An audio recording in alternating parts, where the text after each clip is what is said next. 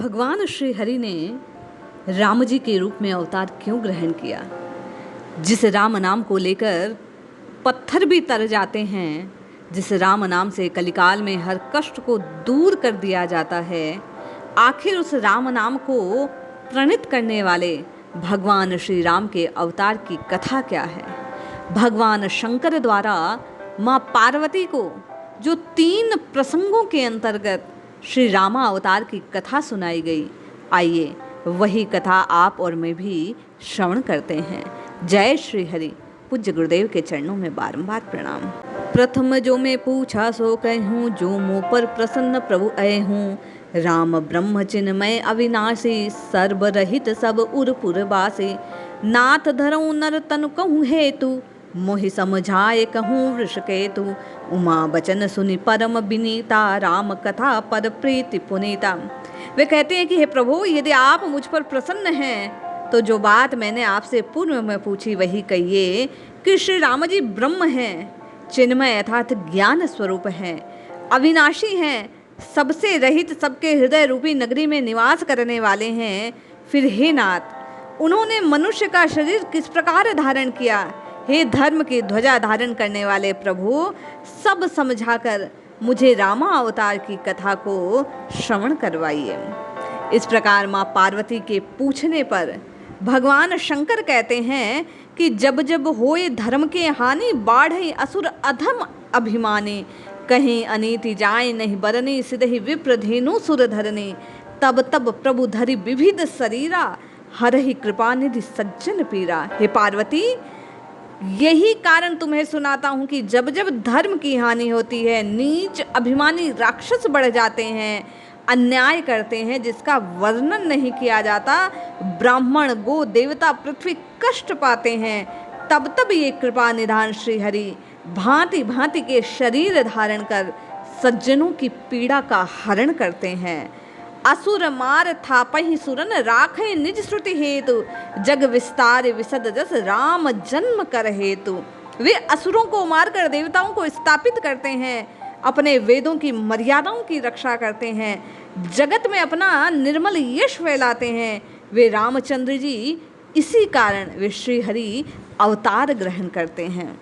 माँ पार्वती को कथा प्रकट करते हुए, रहस्य बतलाते हुए भगवान कहते हैं 3 पौराणिक प्रसंग हे सुमुखी, हे पार्वती, मैं तुम्हें सुनाता हूँ, जिसके कारण श्री हरि ने राम के रूप में अवतार लिया। पहली कथा है कि विप्र शाप ते दोनों भाई, तामस असुर देह तिन पाई। कनक कपसु औ हाटक लोचन, जगत विविध सुरपति मदलोचन। हे पार्वती, पहली बात यह है कि भगवान के पार्षद हैं जय और विजय। सनकादिक मुनियों के श्राप से इन्हें 3 जन्म तक असुर होने का श्राप मिला। इसी का हरण करने के लिए प्रभु ने रामा अवतार लिया। एक बार सनकादिक मुनि भगवान विष्णु के दर्शन करने वैकुंठ आए। उस समय वैकुंठ के द्वार पर जय विजय नाम के 2 द्वारपाल पहरा दे रहे थे।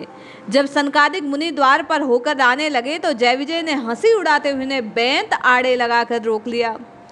क्रोधित होकर सनकादिक मुनि ने उन्हें 3 जन्मों तक राक्षस योनि में जन्म लेने का श्राप दिया।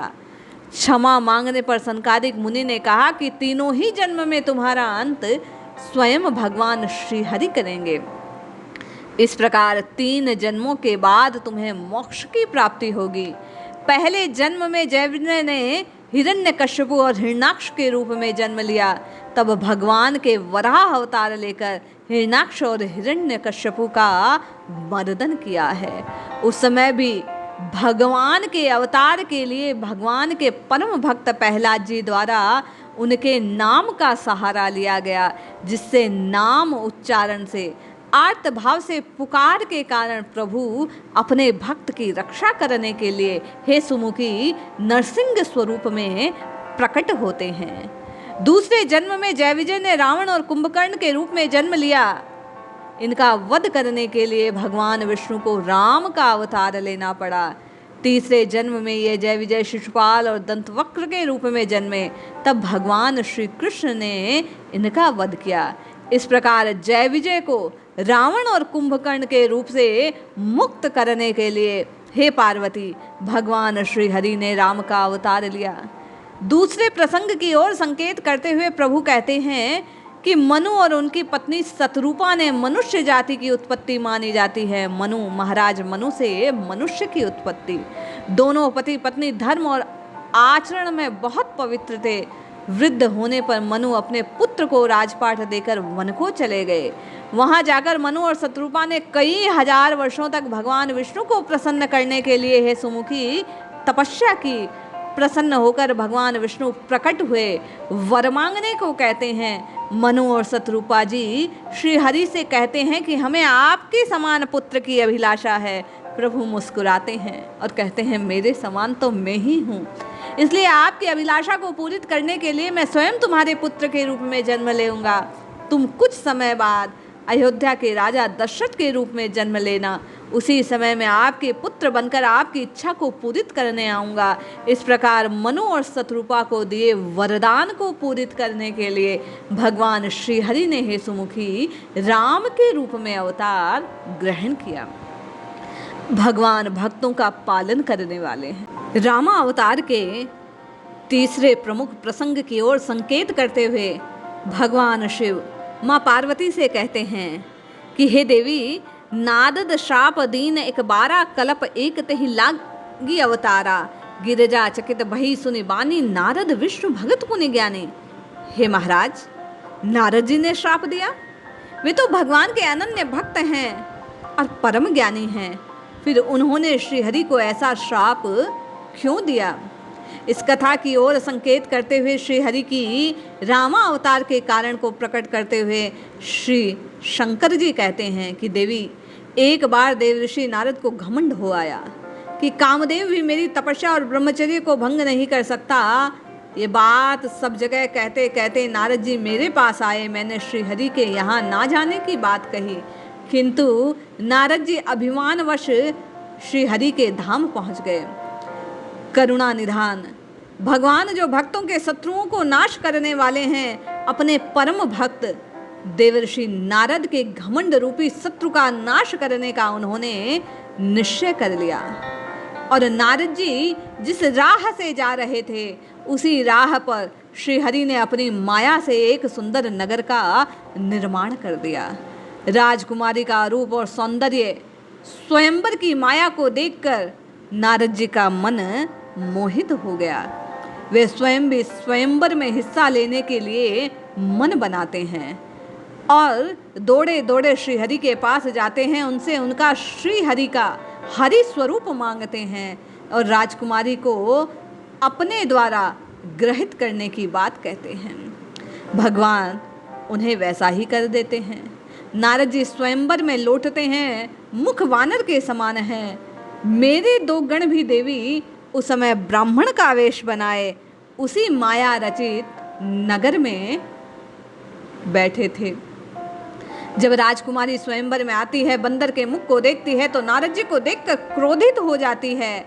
उसी समय भगवान विष्णु राजा के स्वरूप में पधारते हैं। सुंदर रूप देखकर राजकुमारी उन्हें पति रूप में चयनित कर लेती है। ये देखकर मेरे गण नारद जी की हंसी उड़ाते हैं और उनका मुख दर्पण में दिखाते हैं। जब नारद जी अपना चेहरा देखते हैं, वानर के स्वरूप को देखते हैं, तो उन्हें बड़ा गुस्सा आता है देवी। और नारद मुनि मेरे गणों को राक्षस योनि में जन्म लेने का श्राप दे देते हैं। गणों को श्राप देने के बाद नारद जी भगवान विष्णु के पास जाते हैं। क्रोधित होकर उन्हें भला बुरा कहने लगते हैं। माया से मोहित होकर नारद मुनि श्री हरि को श्राप देते हैं। जिस कारण जिस तरह आज मैं स्त्री के लिए व्याकुल हो रहा हूँ, उसी प्रकार मनुष्य जन्म लेकर आपको भी स्त्री के वियोग को सहना होगा। इस प्रकार देवर्षि नारद भगवान को श्राप देते हैं। हे पार्वती, आगे वे कहते हैं कि मुझे जिस वानर के स्वरूप को आपने प्रदान किया, वही वानर मनुष्य शरीर धारण करने पर आपके सहायक होंगे। भगवान विष्णु कहते हैं ऐसा ही हो। नारद मुनि माया से मुक्त हो जाते हैं। तब अपने कटु वचन और व्यवहार पर उन्हें बड़ी ग्लानि होती है। वे श्री हरि से क्षमा मांगने लगते हैं। भगवान श्री हरि कहते हैं ये सब नारद मुनि मेरी ही इच्छा है, आप शोक ना कीजिए। उसी समय भगवान शिव अर्थात मेरे गण नारद मुनि के श्राप के कारण मुनि को माफ़ी मांगते हैं। वे दोनों राक्षस योनि में जन्म लेकर विश्व को जीत लेंगे और वध करने के लिए श्रीहरि ही अवतार रूप में आएंगे। तुम्हारा कल्याण हो जाएगा। इस प्रकार नारद उन्हें सांत्वना देते हैं। मुनि के श्राप से मेरे दोनों गण रावण और कुंभकर्ण के रूप में जन्म लेते हैं और भगवान श्रीहरि राम का अवतार लेकर सीता जी के वियोग में डोलते घूमते लंका पहुंचते हैं। वानर स्वरूप में मेरे ही रुद्रावतार श्री हनुमान जी उनकी सहायता करेंगे। इस प्रकार श्री हरि के रामावतार के कारणों की ओर भगवान शंकर माँ पार्वती को संकेत करते हैं।